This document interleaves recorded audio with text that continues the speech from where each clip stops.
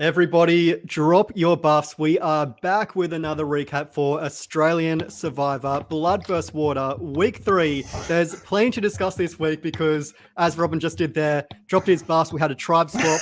We had the Queen go home.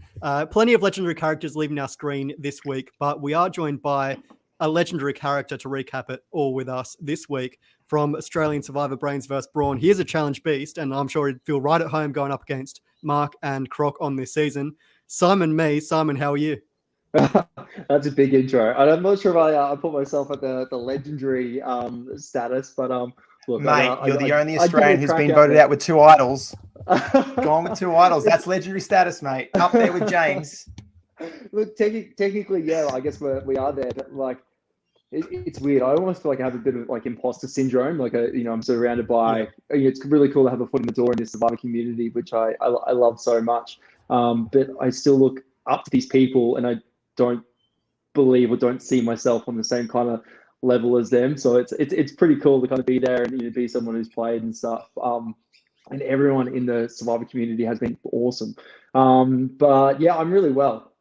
It's been a crazy ride over the past 12, 18 months since my Survivor experience kind of started and kicked off, and I'm absolutely loving the roller coaster. I'm personally, I'm in a really good spot with my relationship with Survivor. I know that people kind of drop in and out, and there is a thing called Survivor fatigue, which when you kind of it gets too much at times. But I'm loving it. I'm loving this season. I'm loving just being able to sit back on the couch and other people having to worry about what's going on. But I still get quite sweaty during the episodes, which is pretty funny.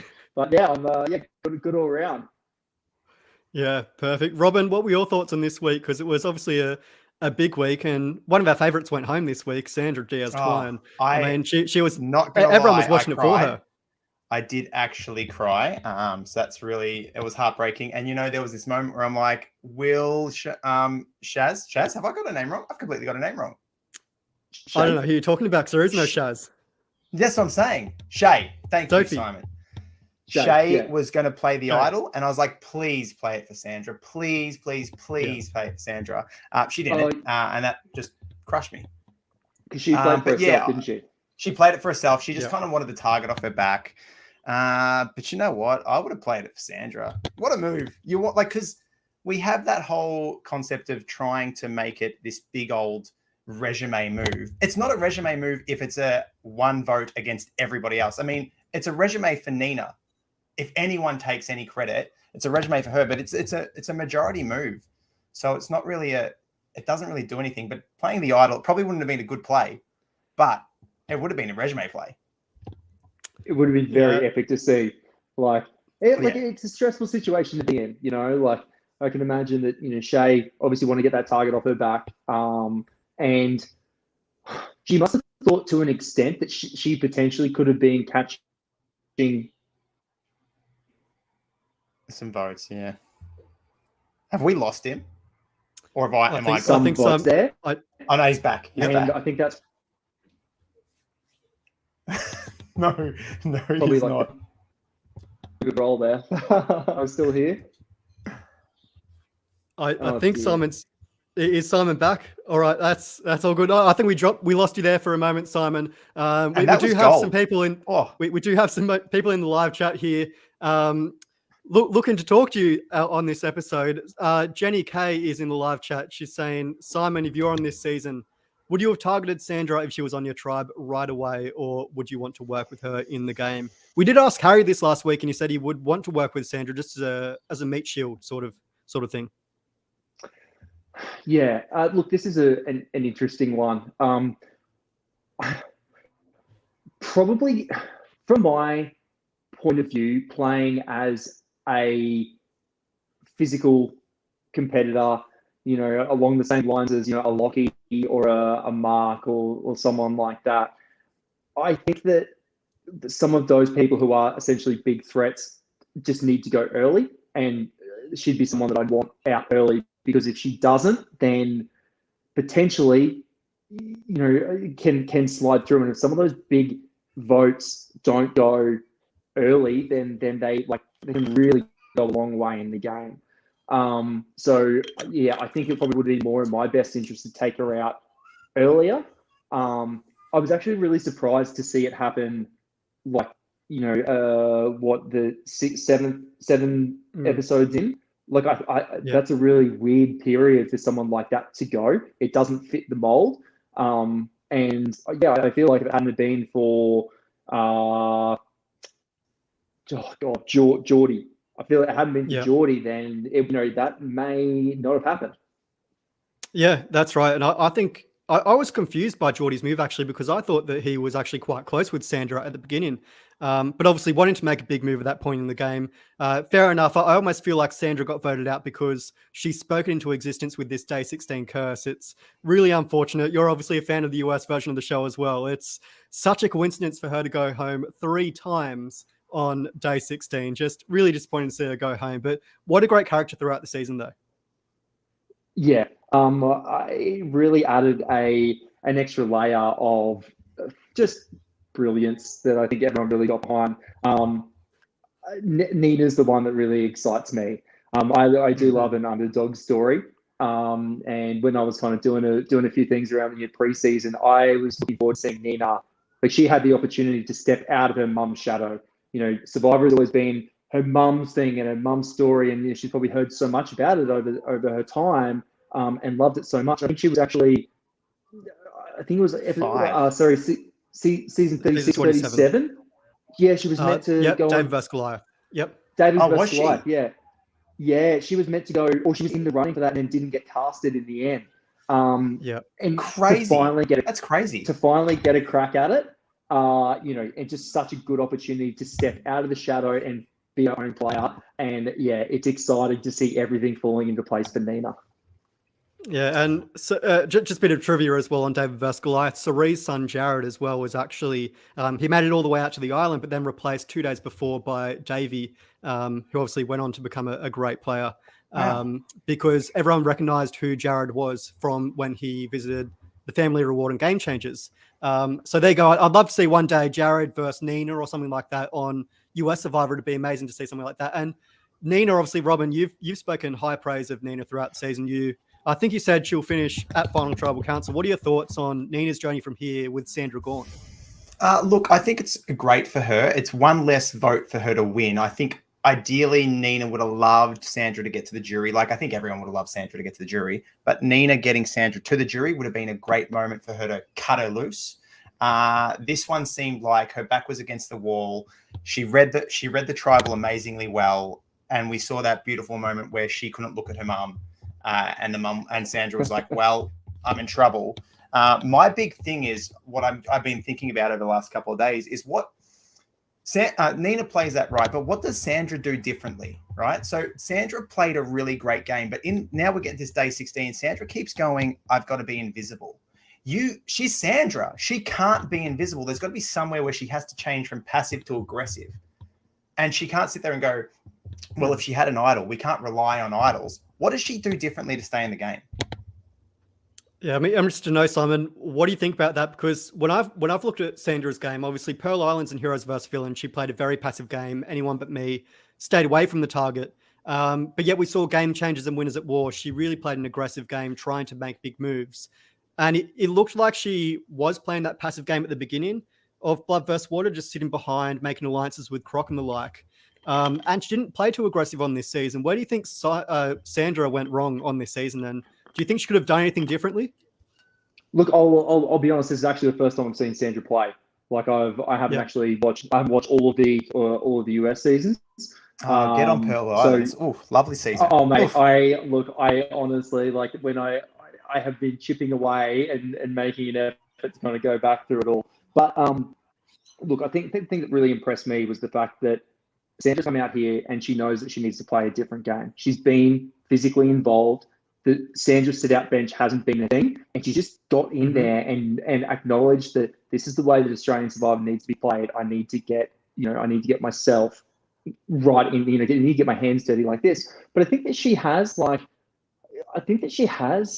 played like not super aggressively, but I think she's probably adapting to the little bit of the tribe love, and we're all one big tribe, and we're all one big happy family, trying to like fit in there a little bit.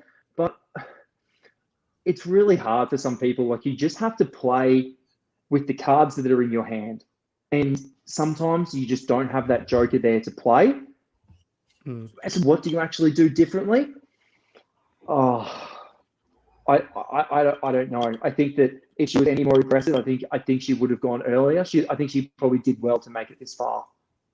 Yeah, and it is.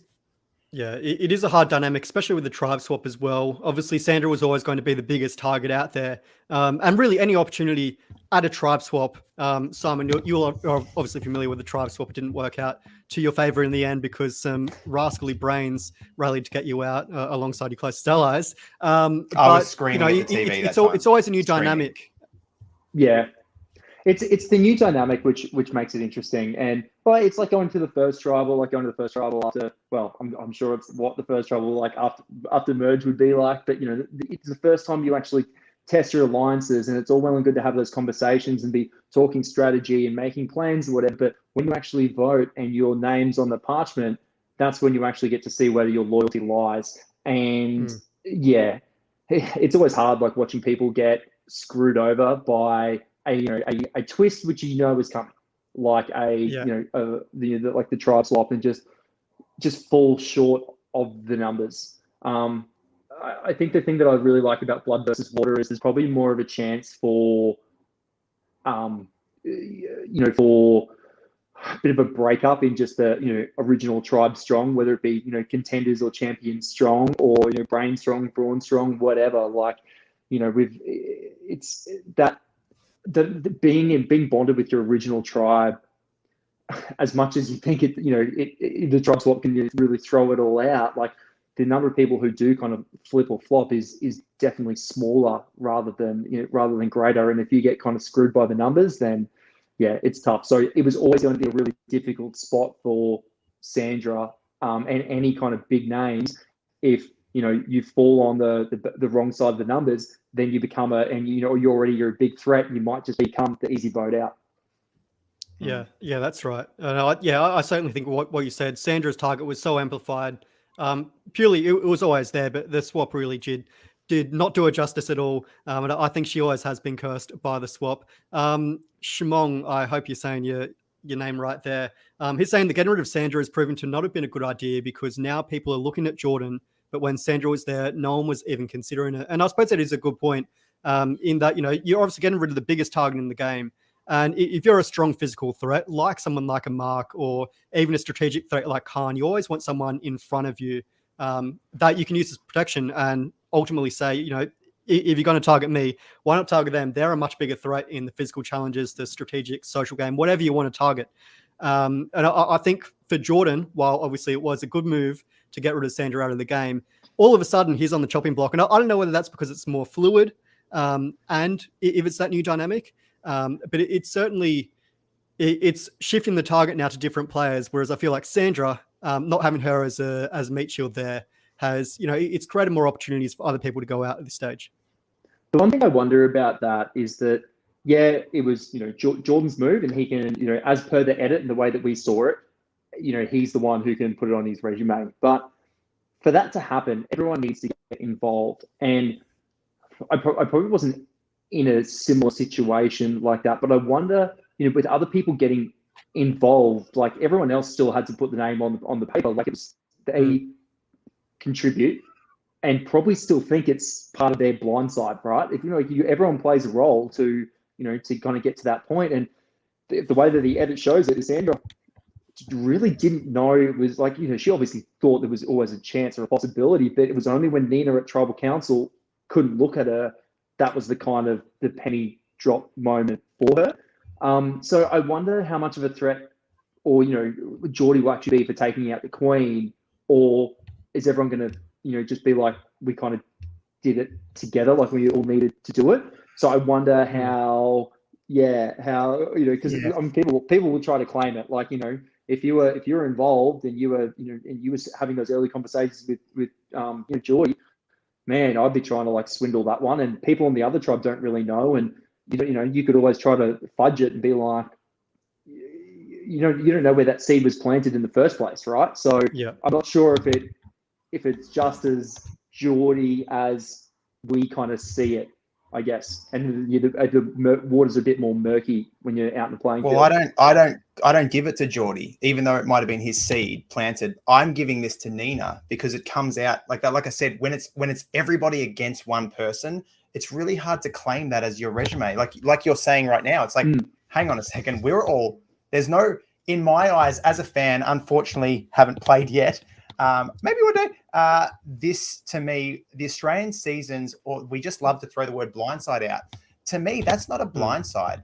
Like, it's you. Of course, you don't know it's coming, but a blindside really knocks your socks off. You're blindsided by it. And Sandra sitting there was like, well, it was literally one vote on Mel, and it was hers. So it's really hard for Geordie to sit there and go, this was a great move. It was a good move to get her out. I personally want to play with her to the very end because in my brain, I'm like, who wants to give her money a third time? Surely it's more chance for me. But I just think when everyone's playing against, like when everyone goes all in on this vote, it's hard to sit there and go, this is an amazing move. So why do you think it's Nina? Like, I only think it's Nina because of the element of that little moment we see, the struggle, the fact that she has that tribal. Gravitas. She has the gravitas, like the gravity that's surrounding her involvement is big. Yeah, and she's read the tribal well, and she's switched her vote. And everyone comes, the very next episode, everyone comes to her, hey, really hard tribal, but you did it. I mean, you're with us. Do you think they know that she had to, that she voted? Do you think she had to tell them that, like, look, I voted for my mum? Like, you think? Oh, they would know that more than us. I feel like they would have known it was one vote and everyone else was Sandra. But you would know what goes on after a tribal where I feel like a lot of people no one talks about that.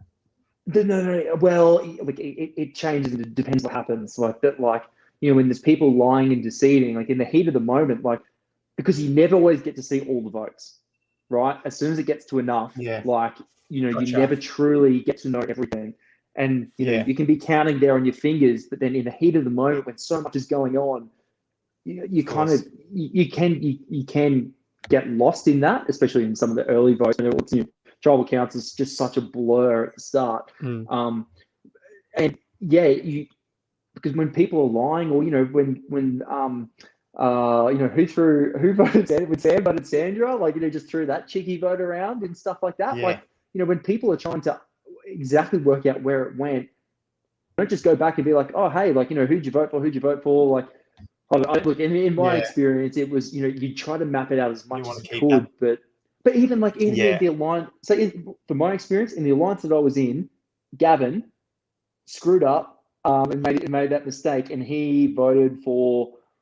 I can't remember who he voted for, but he didn't vote with us in that one. It was hilarious. But in that, he only told me as soon as I called him on the phone after I'd been kicked out. Yeah, he's like, Simon, I've got something to tell you. And I'm like, I was so sure that there was 5, but there were only 4 votes. And I'm like, I'm standing around with the people who we all voted together, and I'm like, something doesn't add up. And then, but I came to the conclusion that no, I must have counted 4. So when you're out there in the heat of the moment, it's not clear cut, and it happens very quickly. So I wonder what that conversation would have been like if Nina had to communicate and been like, that was me. Like, I love the fact that, in the edit and the way that they, lined up the votes and stacked them. Totally agree with this comment. Send her home. Yeah, that was awesome.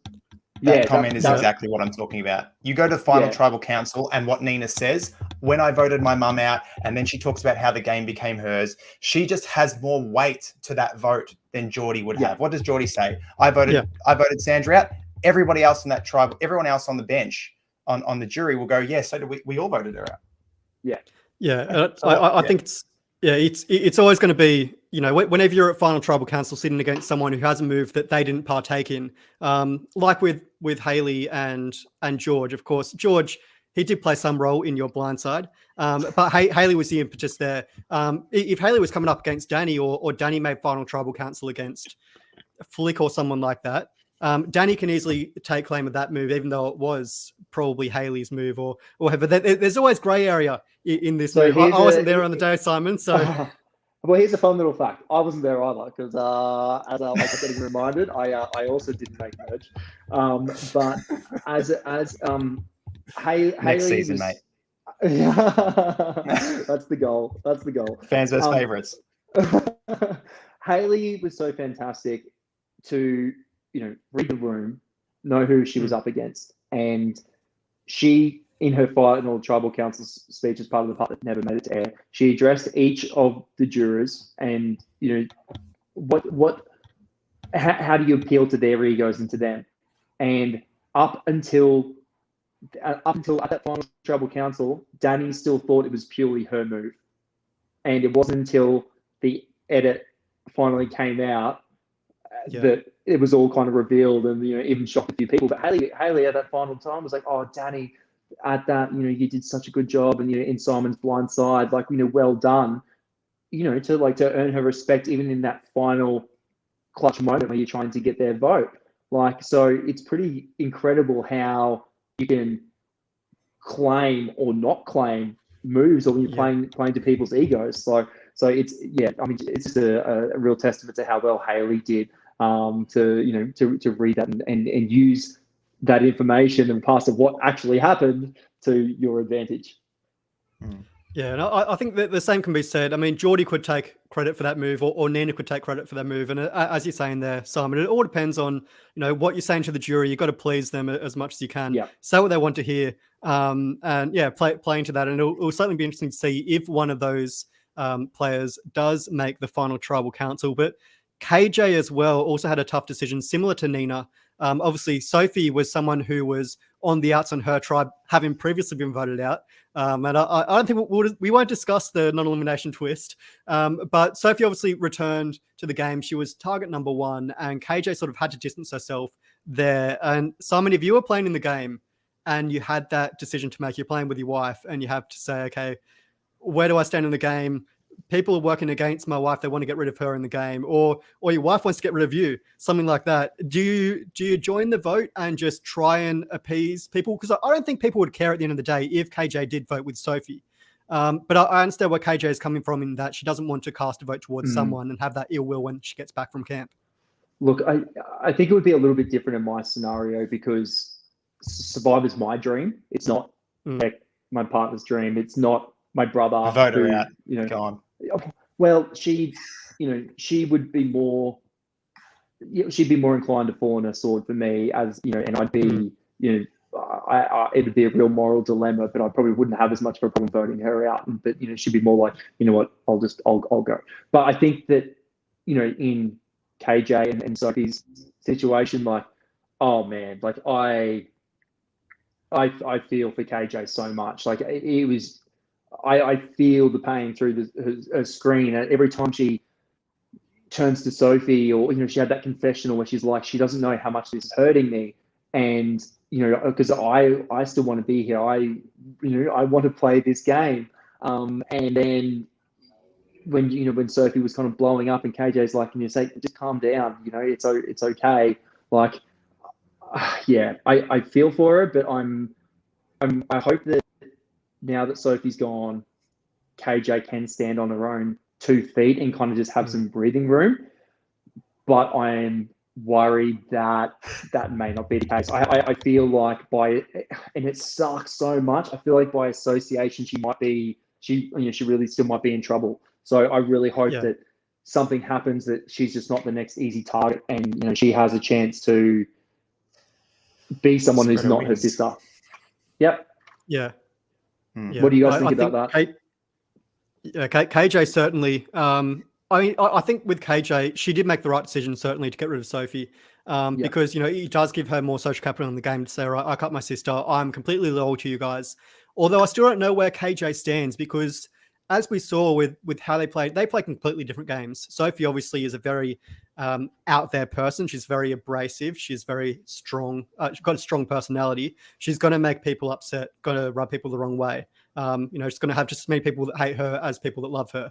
Whereas I feel like KJ was playing a very safe game. She was basically doing what Sandra did, laying back at that time, playing an anyone but me strategy, just pushing the target off herself, laying back, getting to know people, building those relationships. So then when it comes to the merge, if she makes the merge, she can then expand on those relationships. And it's always interesting to see how different people approach the game of Australian Survivor, because I mean, with someone like you obviously play very aggressive out of the gate, but that was kind of the hand you were dealt with you three, being Gavin, Emmett, and yourself. You were isolated from the rest of the tribe basically. So you had to play a very aggressive game. I feel like Sophie had a similar hand dealt to her as well. She was voted off her tribe and had to really fight from the bottom. Whereas I feel like KJ is someone like Hayley, who is sort of blending in at the moment, playing a very social game, and she can sit back because she's got those strong social relationships at this point. Well, KJ's been speaking very much so that, she has been sitting back and really working on her relationships. And I know that the edit never favors that side of things, the people who do just kind of sit back because there's bigger storylines and more exciting TV storylines going on. But we haven't really seen who KJ is tightest with, or even when post the immunity challenge, who's coming to KJ first. Like, she doesn't seem to be in those initial chats or anything. So yes, she said she's been sitting back and working on those relationships, but yeah, I'd like to see more of what that's actually delivered. And look, maybe if we don't, and maybe she does go over the next couple episodes, then maybe they weren't as great of relationships than what she was hoping for. So yeah, we'll have to wait and see how that goes. But yeah, I definitely feel for her. Kind of, she's dealing with a lot of collateral damage from Sophie, who's had to play with the cards that she's been dealt. So yeah, and that's hard. And yeah, it is difficult when you do have to play the cards that are in your hand. We go back to that point on me playing so aggressively out of the gate. That wasn't my intention. I didn't plan to do so, but I found that same advantage with Gav that George found on the other tribe. Mm-hmm. And so when I found that and potentially could walk out with a 6, that was just such a huge opportunity. We tried to throw the first immunity challenge and then tried to blindside the most social player on outside of the 6, who would have been Shannon, and then we would have had a pretty cruisy run through to try swap. And then, sure enough, we didn't win that immunity challenge. And then, I tried to pull people in with that. So that was the twist that I didn't expect, that forced my hand to play aggressively. And, sometimes, when that happens, your best laid plans just go out the window when something like that gets, a grenade lands in front of you. You just go, I have to harness this power or I'm going to explode. And I exploded. Yeah. Mate, you flamed out in style though, and that's what we always like to see. And Marcus Evans in the chat here recognizes you as a challenge beast, which you are. What have you thought of the challenges so far this season? And also, because Marcus Evans has a Brisbane Broncos profile picture, are you a Broncos fan as well? Because you're a Queenslander, aren't you? Mate, you're in Brisbane. You kind of can't avoid it up here. When the Reds are doing so well, you kind of, everything you see on the news is all the Broncos. So, yeah, definitely a Broncos fan. Challenges have been epic this season. Love seeing the physicality of it. I think Brains versus Brawns, we didn't see as much physical head-to-head wrestling just because of the massive physical differences between the tribes. So that was a little bit disappointing. But the thing that is probably upsetting me most right now, where the hell are the puzzles? Because as much as I am challenge beast and the brawn poster child or whatever, I'm also a bit of a secret nerd and have definitely missed out on the puzzles. They had the maze, not a puzzle. They had a couple of word things, also not a puzzle. So yeah, would love to see more puzzles. But in terms of what we're trying to do or what the series needs to do and Endemol Shine needs to do for a TV audience, big, flashy, physical challenges. And, it's always great to see the big boys and, Mark and Croc go head to head. I'm loving that. Loving seeing a bit more, Jordan and Benny go at it. And that's been epic. But I feel like we're missing a lot of the females, in their edits. And I know a lot of them get cut in terms of, for the time and what we get to see in the episodes and stuff. So I'd love to see that shared around a little bit more. And more puzzles. But overall, it's impressive. It's brutal out there. It's beautiful. I am loving every minute of it. So yeah, and it's been really cool kind of having my 2 cents in and doing a bit of commentary around the challenges this year. Yeah, I mean, I agree with you. Puzzles would be great to see, and you're right. I mean, the way Endemol Shine do the show, they do like to have those big characters, like a George in last season. Yourself, you were a big character that was heavily promoted as well, and then that leaves others like Gerald and Chelsea in your season didn't get as much airtime. On this season as well, we get people like Mel and Michelle, who I've got the confessional count up here, and we'll bring this up now. Actually, not again. We love bringing this up here. Mel Mel. still has 0 confessionals. Michelle has Still 1 donuts, confessional baby. at this point. They average half a confessional between them. Yeah, it's across 9 episodes. So that's actually 0.05 confessionals between them per episode. So funny. So what I kind of make of this is that the way that the show's edited, they like to follow a single person as they kind of narrate on the way through. And if you're not the person calling the shots, like you can be someone's number 2 in there, but if you're not the one coming up with the ideas or have the I don't know, maybe have the motivation behind why you're making that vote, you're not going to get the airtime there. And I feel like I can't remember which one it is. It's Mel or Michelle. Or Michelle, it's one of them. Well, I know, yeah, but they've probably both been very close to having a really good voting record. And yeah, they had been in the know, they've kind of been around, but like because they're not the ones taking the lead on anything, or being heroing efforts in or failing in challenges, like they've been they've been fantastic. Like it's or holding their own. Like we just haven't seen them there. So they generally sit out. Like they're sitting out on a lot of the challenges because I'm a bit clumsy. I think one of them said I'm clumsy, and she didn't sit in. But I think in the other one, like in the ones that they're in, I don't think there's any weak links across the tribes. I think they have been, because you notice a weak link. Like there will be a tribe that just gets stuck way behind. Someone can't get across a balance beam, and then it's a blowout challenge or something like that. And that really hasn't happened this season. So, I've been really impressed with all of the survivors. But yeah, I feel like, unfortunately, they may be getting their hands a little bit dirty, but they're just, yeah. I've been thinking about it. It's like there's a big cast, and I think we talked about this last week with Harry, because Dave said you want to come in and you got to demand that attention. Now, I don't think, man, we've had identical twins before, and I know this is against the rules. But how funny and how much would they make TV if the 2 of them swap tribes at night? Like, and then they wake up and they're in a different tribe. Why aren't they doing that? That was a free swing that they didn't take. Like, why aren't they? Throw the twist in while you can. Just give them Harry, Survivor 41 to the secret night mission. Go meet up, have a quick debrief, and then swap. And you would know that the producers and stuff don't want you doing stuff at night because they can't be bothered filming, whatever. But this demands it. Like, this is a golden opportunity. You want to be, you either want to play Survivor and be remembered, or you want to play in Survivor and hope to win and never come and play a second time. These 2 girls have a golden opportunity that none of us, unless you're an identical twin, somehow on the show can have. Switch tribes. It'd be so funny.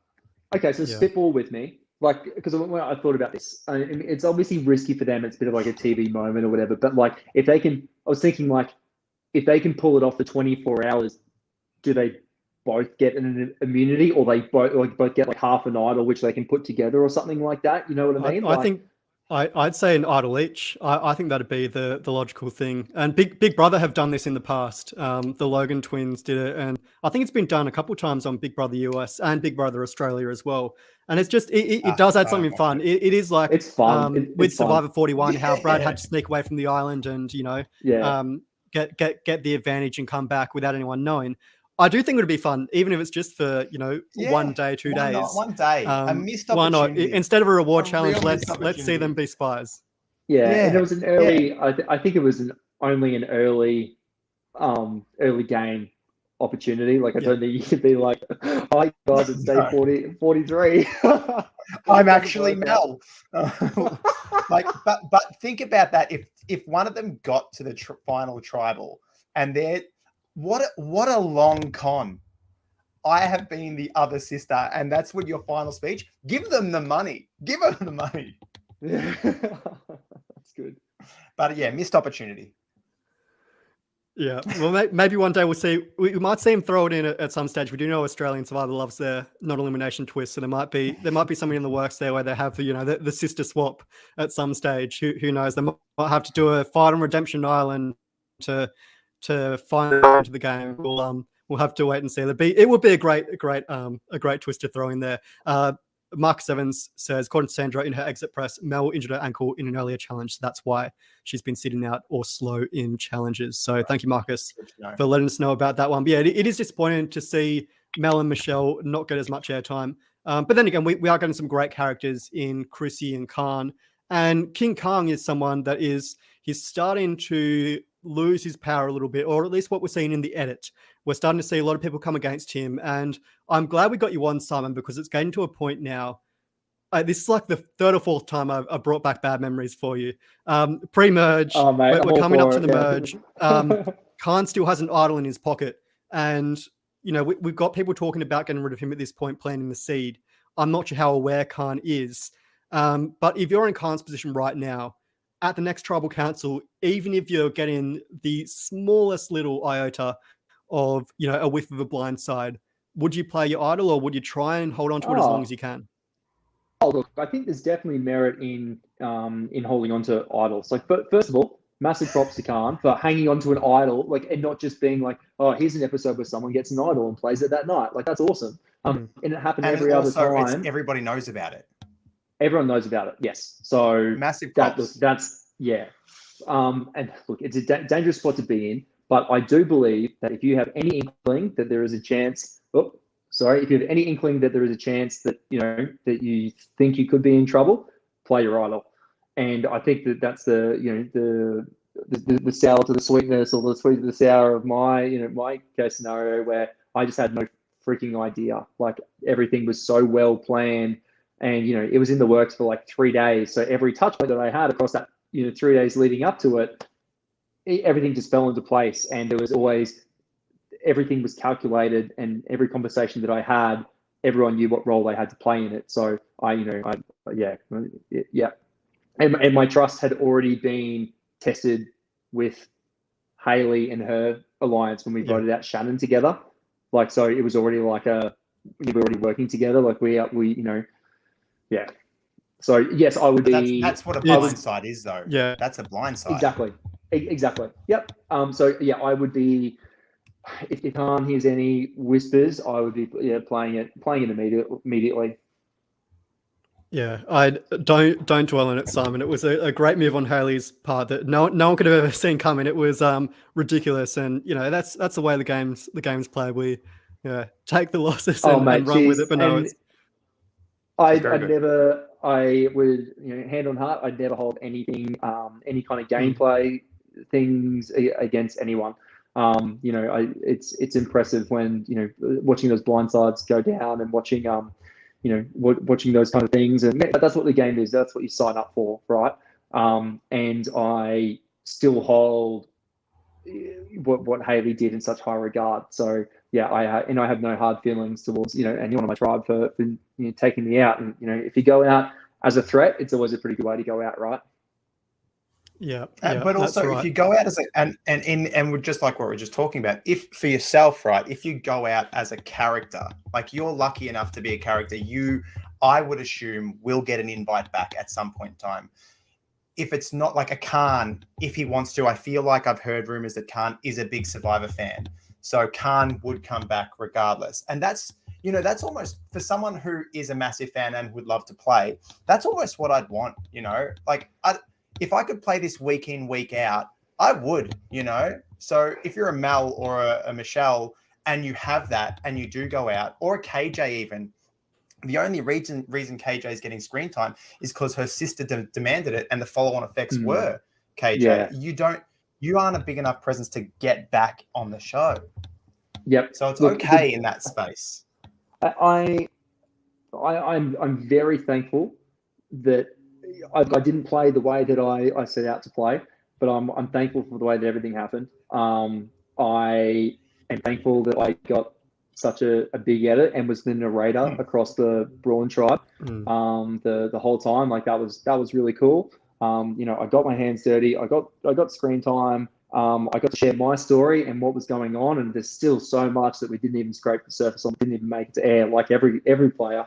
And you know what? Probably one of the best things that happened to me was going home with the two. With two idols. Yeah. I know. As silly as it sounds, sure.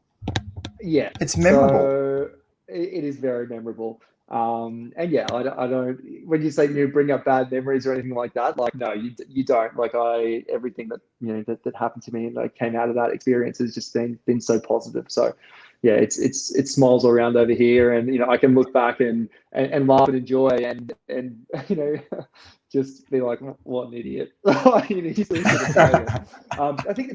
big thing that I've learned in terms of like the survivor, like the strategy side of things is like, regardless of where you think you are within your tribe, sometimes you just need to take a step back and just overlook just where the numbers fall and just just have a look at okay, it's a 4-3-1 or whatever, and then I had George and Kara sitting in on the tribal, like just mitigating risk, like where do these actually fall, regardless of where I think it is. Like if you was a just helicopter view, like get your head out of it, where does what's it actually look like, or where it could fall. It could. This is what I think it is, but it also could be this. It also could be that.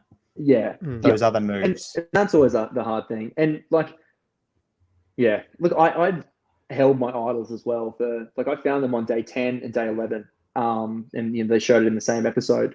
And it was day 25 that I went out. So it was like, it was 14 days that I had them for. And, people knew I had one. And then, finally I told them, I only told Danny and Chelsea after like 11 or 12 days that I had the second. Like, that's huge information to... You never tell them. Never. You never tell them. What an idiot. Who never? That was a good idea. What was that? Well, it was always like, I think one is something, but then like, I think the dynamic 2, you become immortal. You're immortal with 2. I can do anything. I know, but then it's like, I have the opportunity where the way I saw it, it's like, well, look, 1 can keep my ass safe. Like that's fine. But the second one, like that's for you guys. Like we can do this as a 3. Like we are, we have a really great insurance policy. Have you seen Heroes vs. Villains? No, I haven't. Watch that one and watch how Parvati plays those idols. Masterclass. As I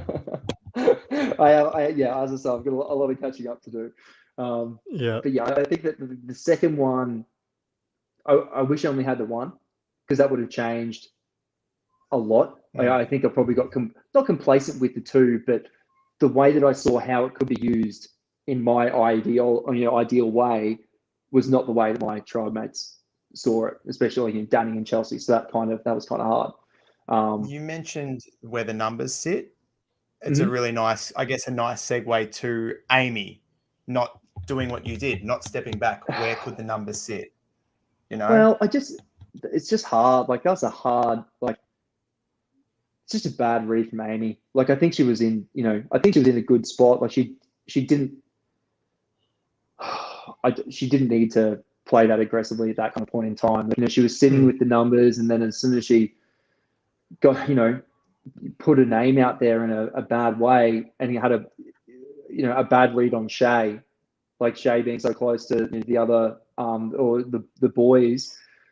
And Shay was the 5th. Shay was the 5th. She did not need five people. She didn't need the 5. The 4 would have done it. Because it was a tribe of 9. It's 5 beats 4. She needed Shay in the end. No, she didn't. She didn't, because she got 5 beats 4. But what you then do is then go, well, we need to have a split in case of an idle play. So you split that 5 into a 3-2.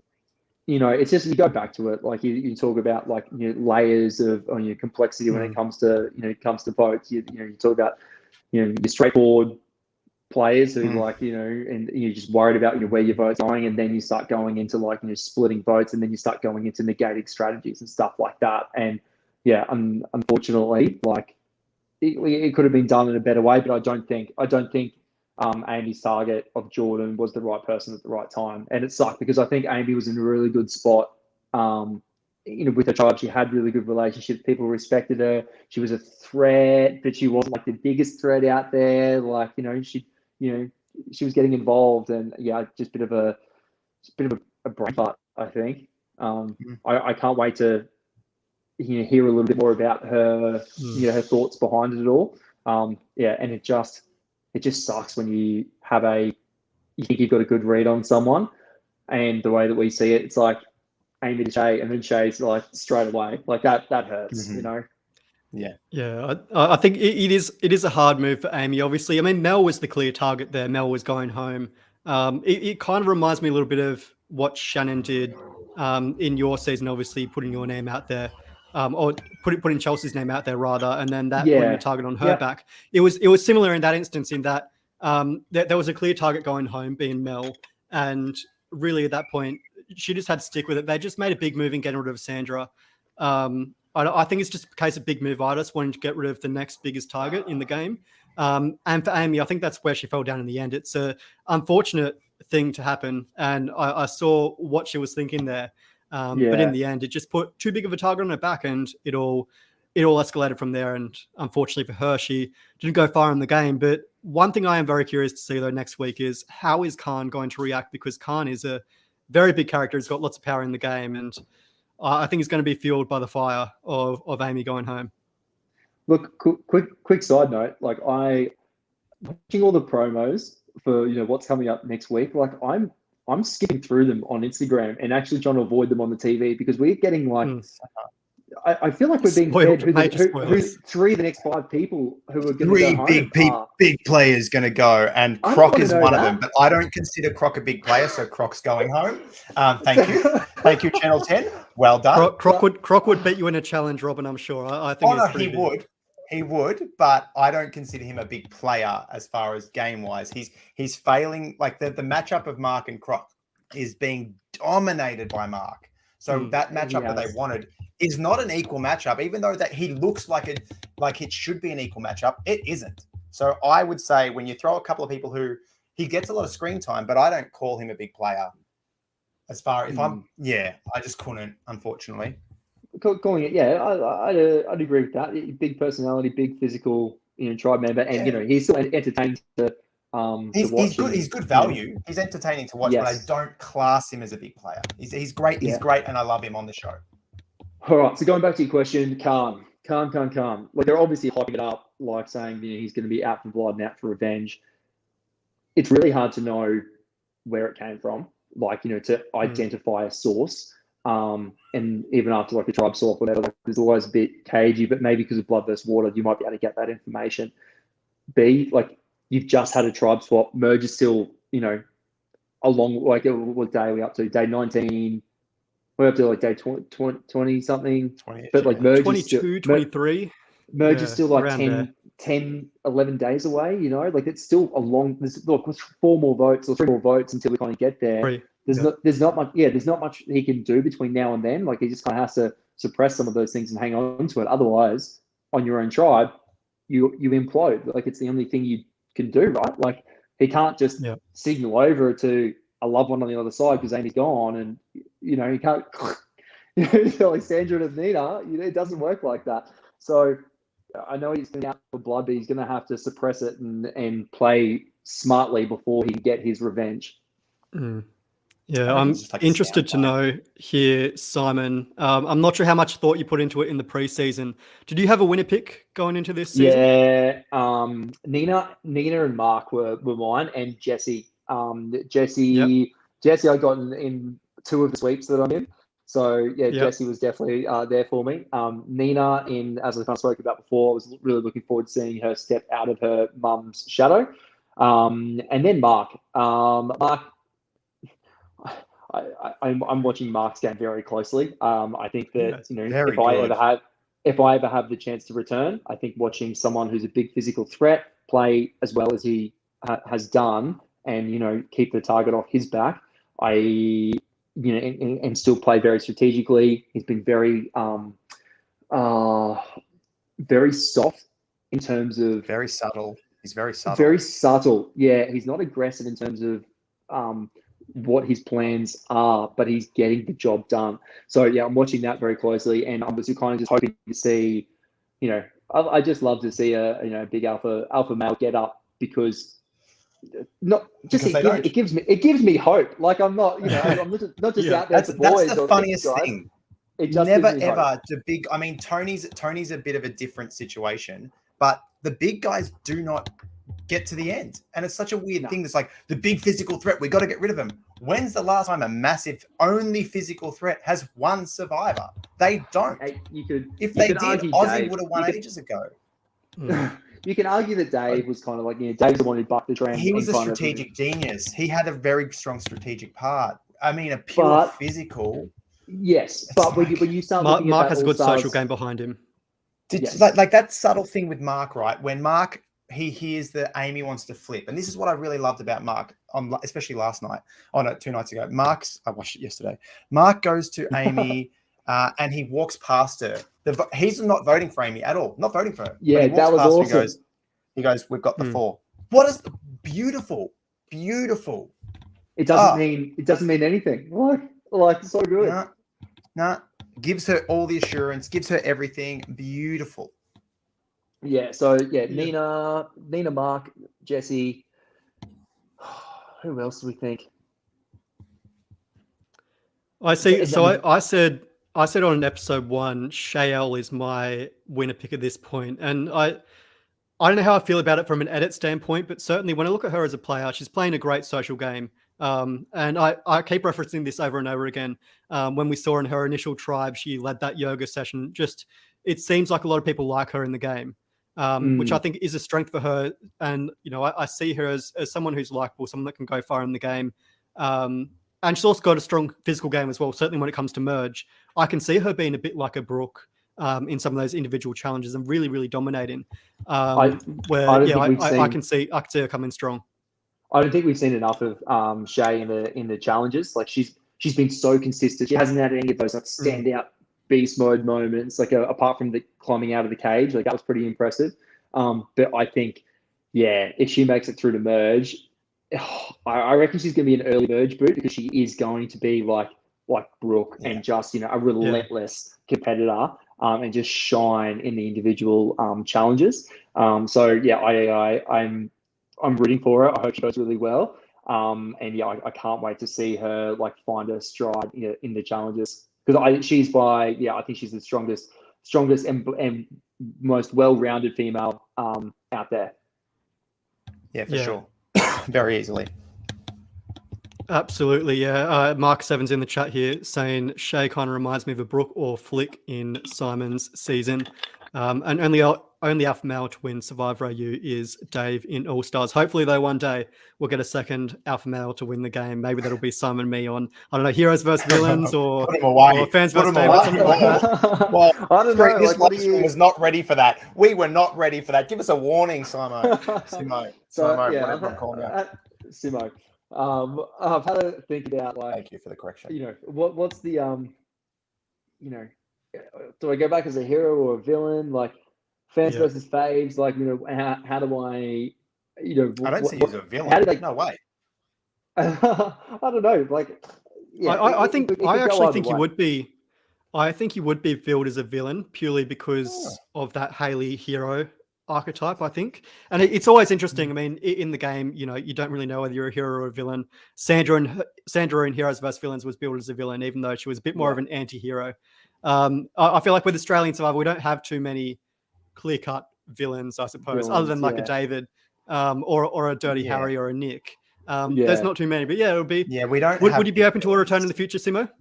Oh, mate, I would love one. Like it would, it would be amazing, and I'd be silly if I wasn't keeping the idea open in the back of my mind, given the kind of storyline that I'd potentially have with the two idols and the redemption story.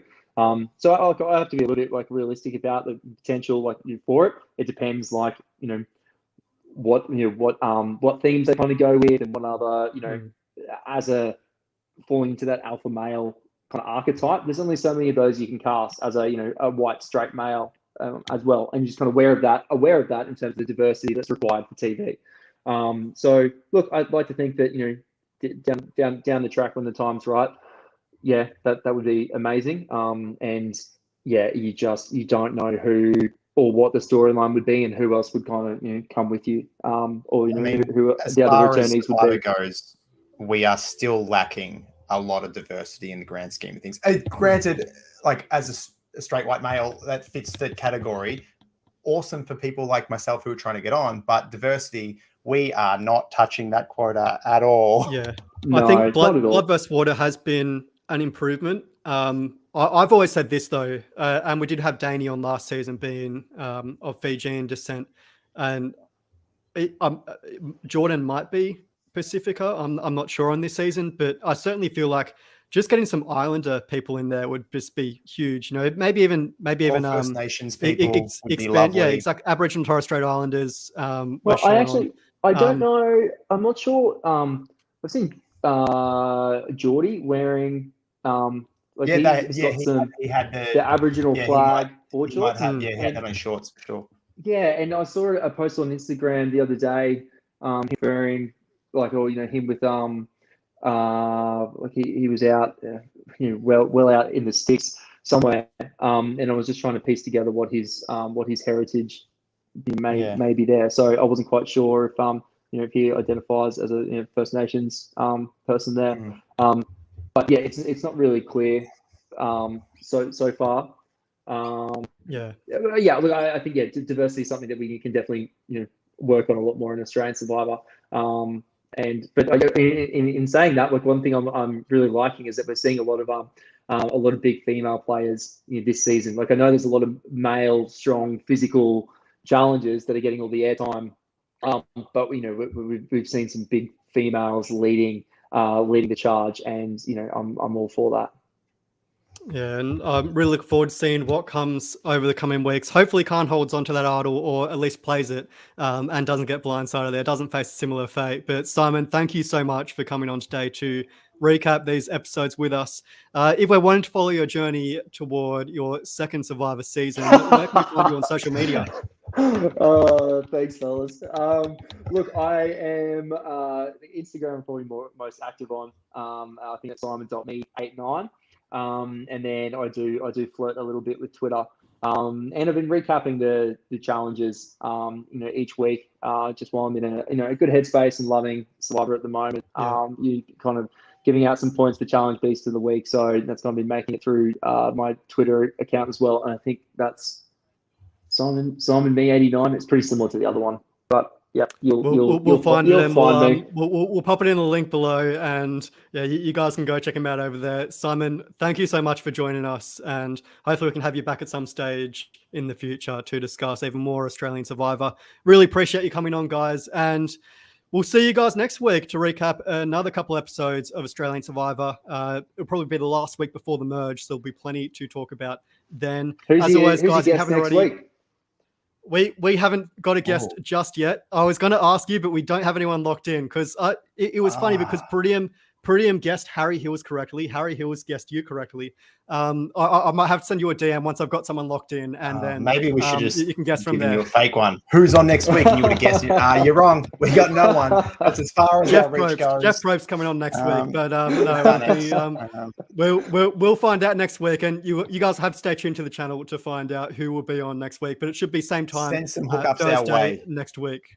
I can do that. I may know a personal too. Everyone, actually being welcomed into the Survivor community has been one of the coolest things that's happened, and I've been so thankful to meet all the past players, be able to have conversations with them and stuff like that, and that everyone's been so welcoming. So the little fanboys having an absolute field day over here. Amazing. Thank you very much for having me on. Thank you very much. And guys, as I said, we'll see you guys next week for even more Australian Survivor Blood vs. Water. Thanks for watching, guys. Bye. Now I've prepared a